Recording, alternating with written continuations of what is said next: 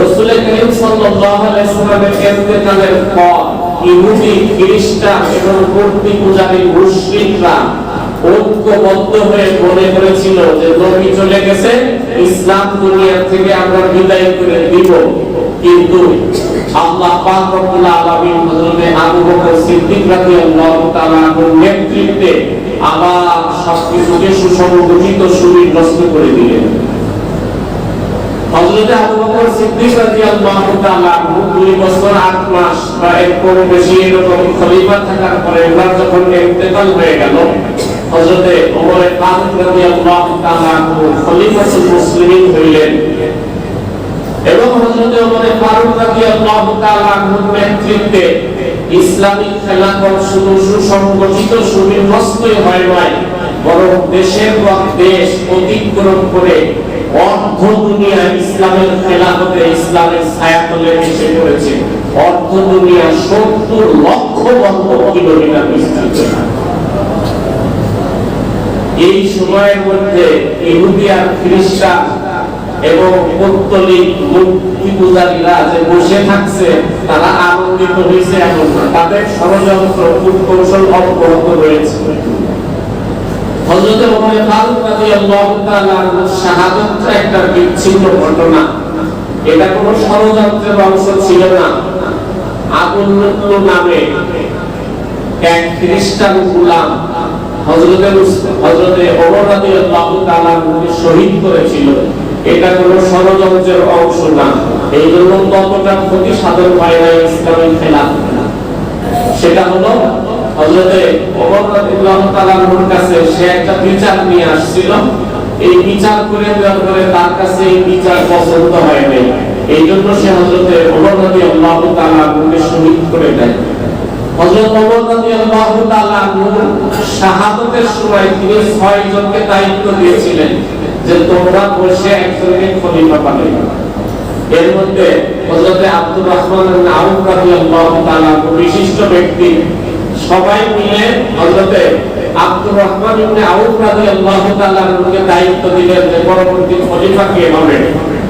অধিকাংশের খেয়াল ছিল কেউ হযরত আলী রাদিয়াল্লাহু তাআলার পক্ষে আর কেউ হযরত উসমান রাদিয়াল্লাহু তাআলার পক্ষে মত দিয়েছিলেন। হযরত আব্দুর রহমান ইবনে আউফ রাদিয়াল্লাহু তাআলাকে সবাই মিলে দায়িত্ব দিলেন, এই দুই ব্যক্তির সাথে আপনি দফায় দফায় কথা বলে যাকে উপযুক্ত মনে করেন, আপনার সর্বে সদর হয়, আল্লাহ পাকের পক্ষ থেকে ইশারা হয়, তাকেই খলিফা বানাবেন।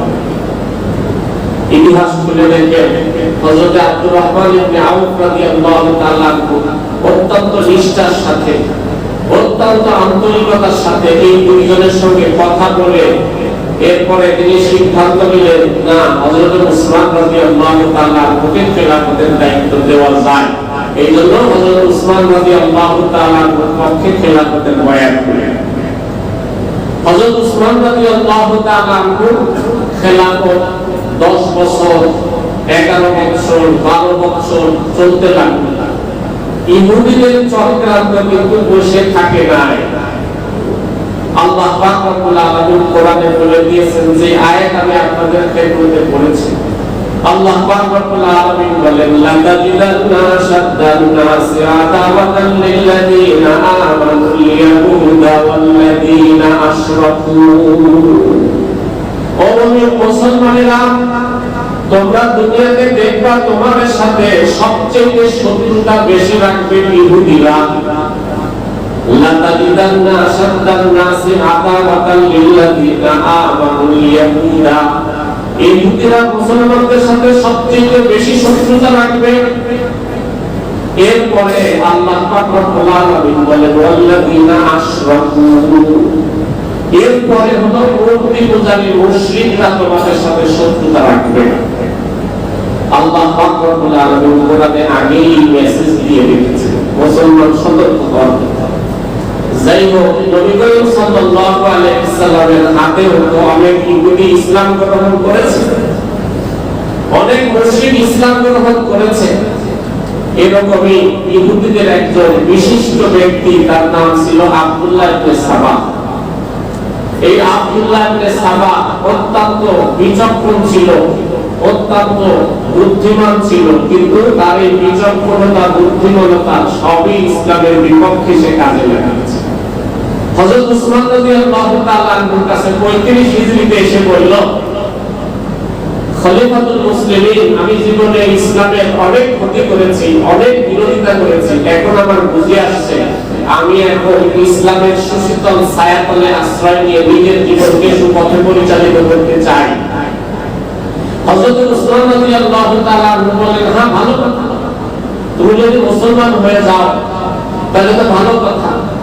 এই আব্দুল্লাহ ইবনে সাবা বলে, দেখেন আমাকে সবাই ইসলামের শত্রু হিসেবে চিনে জানে, আমি যদি গোপনে ইসলাম গ্রহণ করি কেউ জানবে না যে আমি মুসলমান হয়েছি, কাজেই প্রকাশ্যে সকলের সামনে আমার ইসলাম গ্রহণের একটু সুযোগ করে দেন। হযরত উসমান রাদিয়াল্লাহু তাআলা মসজিদে নববীতে মানুষের সামনে প্রকাশ্যে এই আব্দুল্লাহ ইবনে সাবাকে ইসলাম গ্রহণের সুযোগ করে দিলেন। সবাই জানলো যে কে ইসলাম গ্রহণ করে মুসলমান হয়েছে। মুসলমান হওয়ার পরে ইতিহাসে লিখে যে সে বড় নবী প্রেমিক সেজে গেল। আশিকে রাসূল মানে নবীর প্রেমে যেন উঠলে পড়ে, এত নবীর মুহাব্বত আর ভালোবাসা সে দেখাইতে লাগলো। এক পর্যায়ে মানুষ তাকে নবীর প্রেমিক ডাকতে লাগলো। এর ভিতরে সে মানুষের কাছে প্রস্তাব দিল, দেখো আমরা যে নবীর উম্মত, ওই নবী যখন দুনিয়া থেকে চলে গেলেন, নবীর সবচেয়ে কাছের মানুষ ছিলেন হযরত আলী, নবীর আত্মীয় ছিলেন, নবীর ভাই ছিলেন, জামাই ছিলেন, সবচেয়ে নবীর কাছের মানুষ। কারণ হযরত আলী ছোট সময় থেকে নবীর ঘরে লালিত পালিত হয়েছেন, সেখানেই বড় হয়েছেন। এমনকি নিজের সন্তানকে যেভাবে লালন পালন করতে হয়, হযরত আলীকে রাসূল করিম সাল্লাল্লাহু আলাইহি ওয়াসাল্লাম নিজের ঘরে ওইভাবেই লালন পালন করেছেন। এই জন্য আব্দুল্লাহ ইবনে সাবা বলল, দেখো নবীর ইন্তেকালের পরে খেলাফতের সবচেয়ে বেশি হকদার ছিল আলী রাদিয়াল্লাহু তাআলা আনহু। তোমরা যদি হযরত আলীকে খলিফা বানাইতে তাহলে নবীর আত্মায় শান্তি পাইতো, কিন্তু তোমরা তা করো নাই, তোমরা বানাইছো আবু বকরকে খলিফা।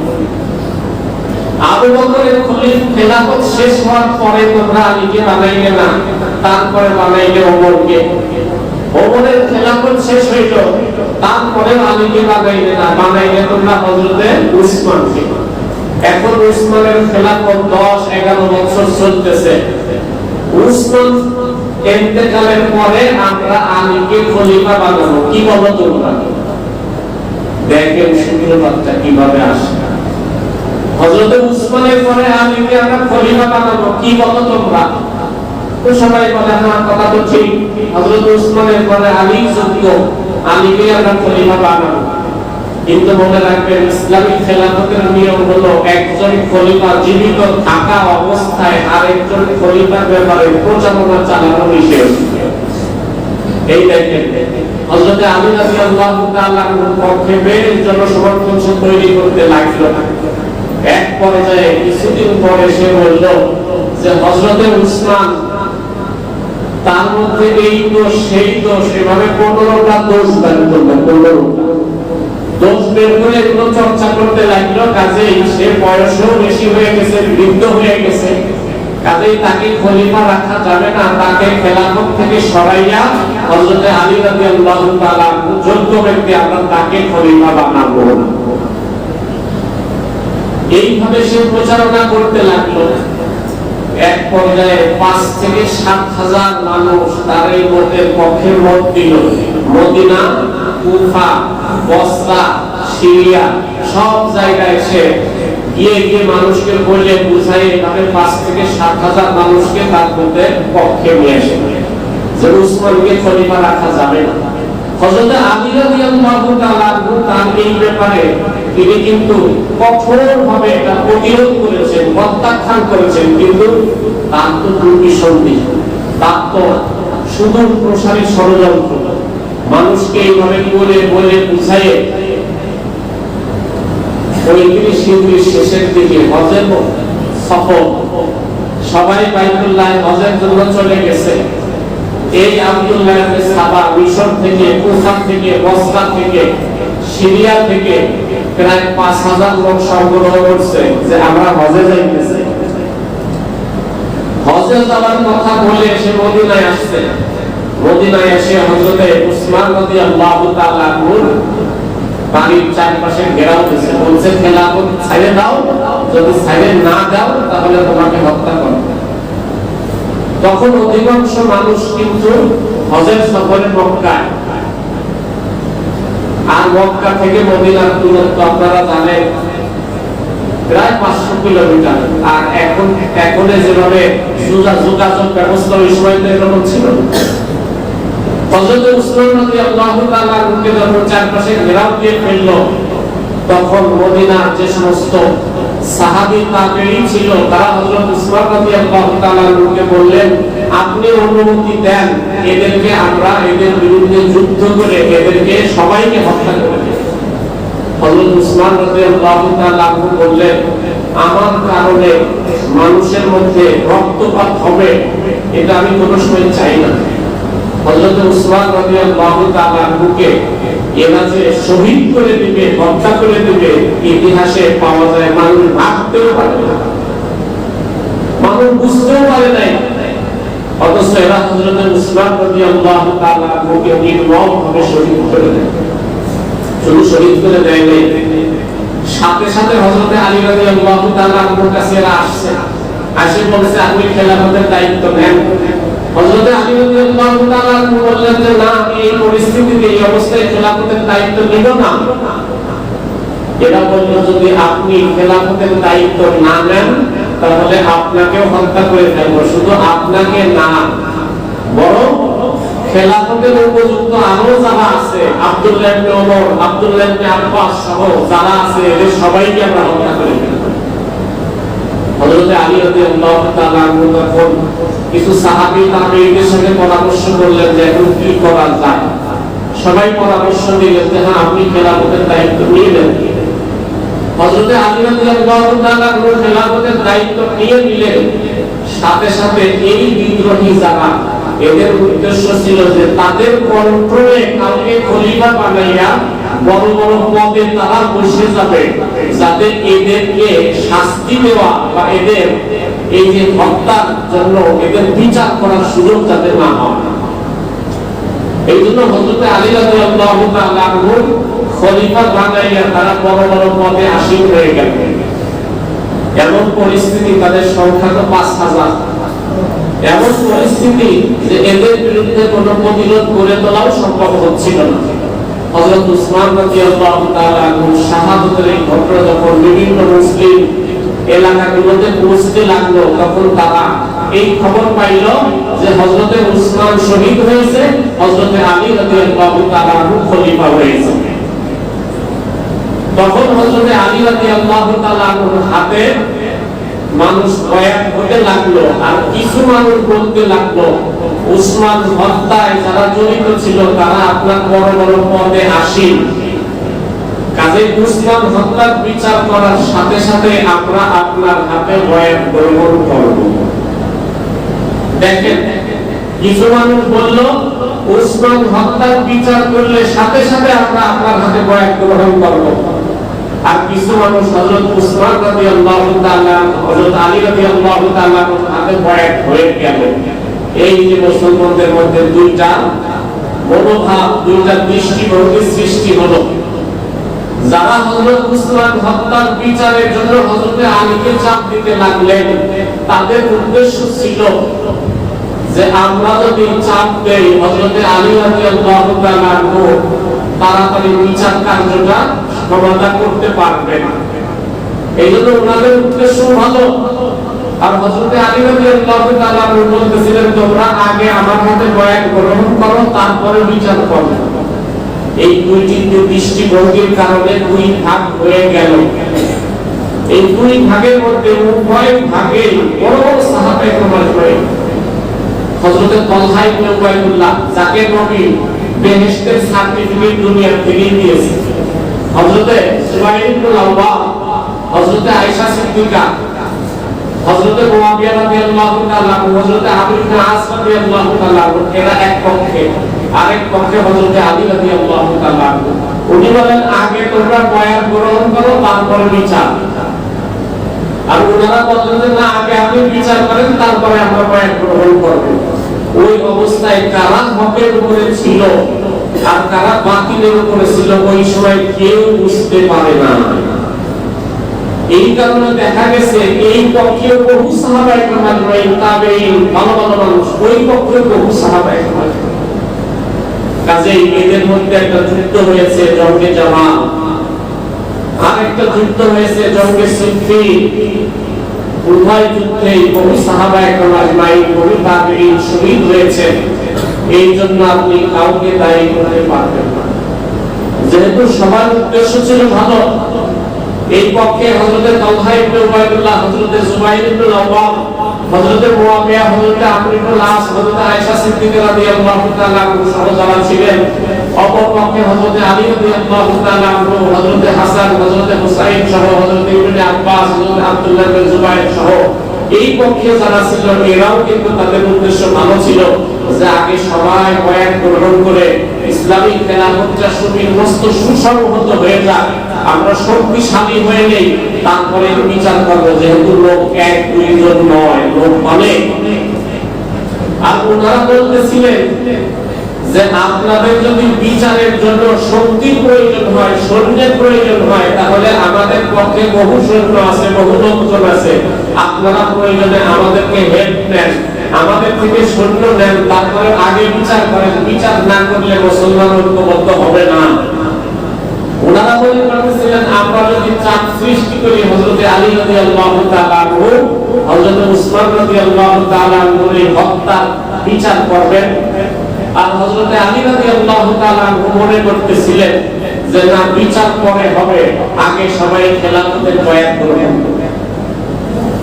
এইভাবে এই যে যুদ্ধ বিগ্রহ হয়েছে, এই জন্য কোন সাহাবীদেরকে দোষারোপ করা যাবে না। এই যে মুসলমানদের মধ্যে ডিভাইডেড করে দিল, ভাগ করে দিল, দুইটি দৃষ্টিভঙ্গি তৈরি করে দিল, এই আব্দুল্লাহ ইবনে সাবা ইহুদির সন্তান, কখনো কিন্তু এটা বোঝা যায় নাই। কারণ সে তো নবী প্রেমিক সেজেছে, সে আশিকে রাসূল সেজেছে। আল্লাহ পাক রব্বুল আলামিন বলেন লাতাজিদান্না শাদ্দান নাসি আদাওয়াতাল লিল্লাযিনা আমানুল ইয়াহুদা ওয়াল লাযিনা আশরাকু,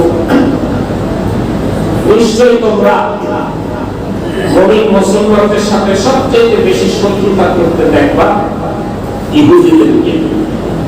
এই ইহুদিরা হযরত ঈসা আলাইহিস সালামের আমিত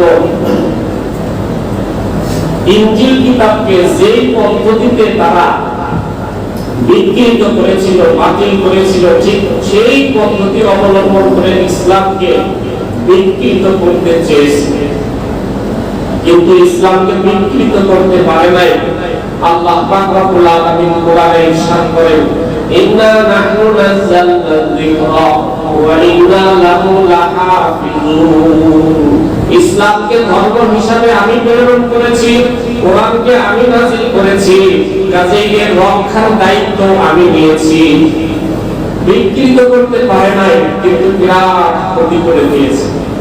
হযরত আলী রাদিয়াল্লাহু তাআলা আনহু, হযরত মুআবিয়া রাদিয়াল্লাহু তাআলা আনহু এই দৃষ্টিভঙ্গির কারণে মুসলমান যখন দুই ভাগে বিভক্ত হয়েছে, ইসলামিক খেলাফত দুই ভাগে বিভক্ত হয়েছে।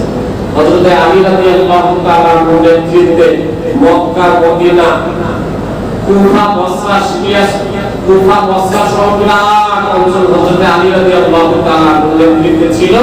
আর হযরত মুআবিয়া রাদিয়াল্লাহু তাআলা আনহুর নেতৃত্বে ছিল সিরিয়া, প্যালেস্টাইন, জর্ডান, লেবানন সহ বিশাল অঞ্চল। এইভাবে একে একে প্রায় 5 বছর চলে গেছে।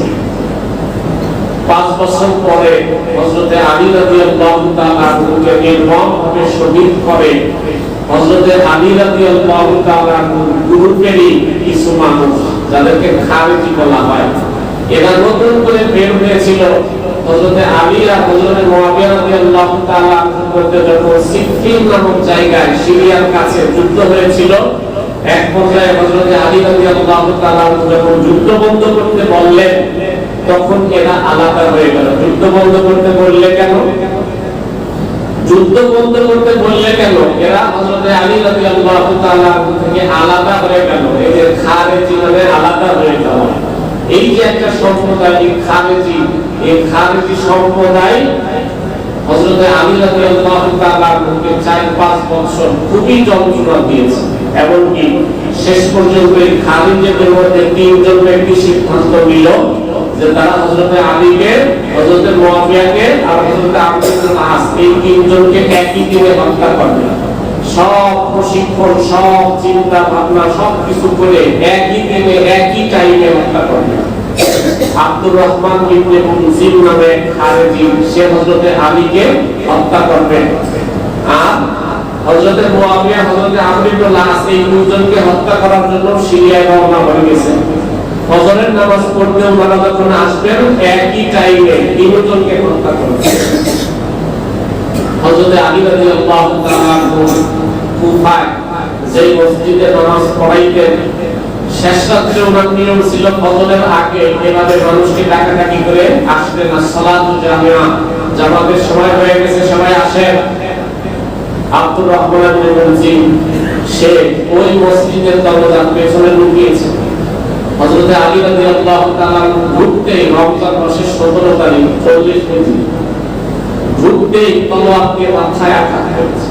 উপরে আঘাতে কেউ কেউ বলে ওই দিনই হযরত আলী রাদিয়াল্লাহু তাআলা শহীদ হয়েছে, আর কেউ কেউ বলে যে 2 দিন পরে শহীদ হয়েছে।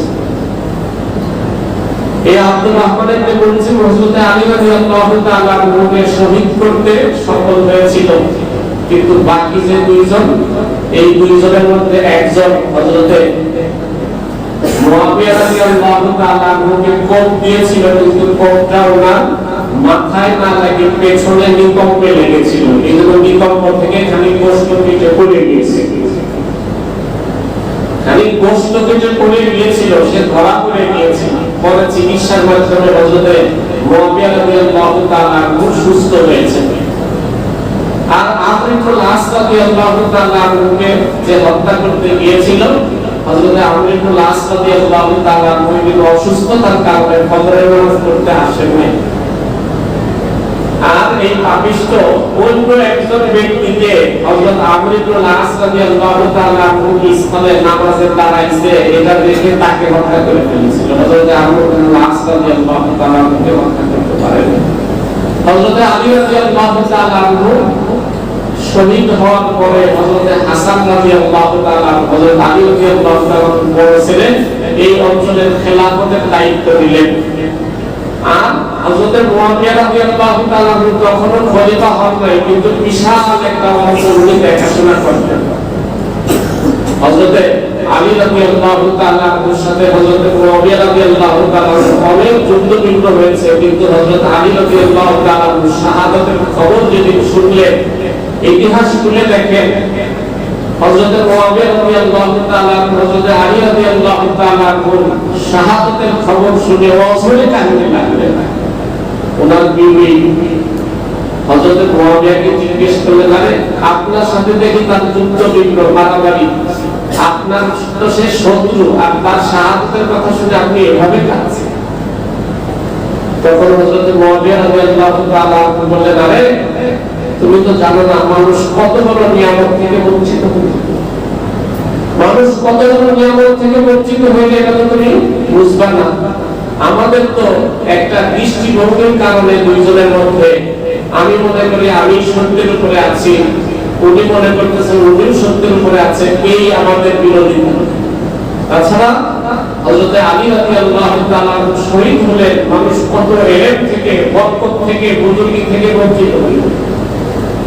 হযরত আলী রাদিয়াল্লাহু তাআলা পরে হযরত হাসান রাদিয়াল্লাহু তাআলা খলিফা হইলেন। 6 মাস পরে হযরত হাসান চিন্তা করলেন মুসলমানদের মধ্যে এই বিভক্তি, এটা মেনে নেওয়া যায় না, দিন দিন শুধু বাড়ছে, দিন দিন বাড়ছে। এজন্য হযরত হাসান রাদিয়াল্লাহু তাআলা হযরত মুয়াবিয়া রাদিয়াল্লাহু তাআলার কাছে প্রতিনিধি পাঠাইলেন, পাঠায় বললেন যে যে অঞ্চলগুলো আমার শাসনাধীনে আছে, যারা আমাকে খলিফা হিসেবে নিযুক্ত করেছে, আমি এই অঞ্চলগুলো আপনার হাতে তুলে দিতে চাই এবং মুসলিম জাহান আবার এক হয়ে যাবে। হযরত হাসান রাদিয়াল্লাহু তাআলা আনহু এই 41 হিজরি রবিউল আউয়াল মাসে হযরত মুআবিয়া রাদিয়াল্লাহু তাআলা আনহুর সাথে চুক্তি করলেন এবং খেলাফতকে ওনার হাতে তুলে দিলেন। হযরত মুআবিয়া রাদিয়াল্লাহু তাআলা আনহু দীর্ঘদিন পর্যন্ত গোটা ইসলামী রাজ্যকে অত্যন্ত সুবিন্যস্ত সুসংহতভাবে পরিচালনা করেছেন এবং হাজার হাজার নয় লক্ষ লক্ষ বর্গ মাইল বিস্তৃত এলাকাগুলি আবার ইসলামের খেলাফতের অধীনে এসেছে। নতুন নতুন 3 মহাদেশ এরিয়া, আফ্রিকা, এশিয়া, ইউরোপ, 3 মহাদেশ ব্যাপী ইসলামিক খেলাফত বিস্তৃত লাভ করেছে। হযরত মুআবিয়া রাদিয়াল্লাহু তাআলা আনহুর ইন্তেকালের পরে ইয়াজিদকে খলিফা বানানোর প্রেক্ষাপটটা কি ছিল এবং সর্বশেষ হযরত হুসাইন রাদিয়াল্লাহু তাআলা আনহু কিভাবে শহীদ হইলেন এর প্রকৃত ইতিহাসটা ইনশাআল্লাহ বাকি আগামী জুমায় আমি আপনাদেরকে তুলে ধরব। আমি যে কথাগুলো